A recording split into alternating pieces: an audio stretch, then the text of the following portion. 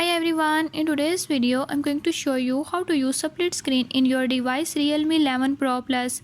In this device Realme 11 Pro Plus, I'll show you how to use multi-screen. Before I start, if you are new to my channel, don't forget to subscribe and press bell icon. Watch complete video and learn how you can do it. Let's watch the video.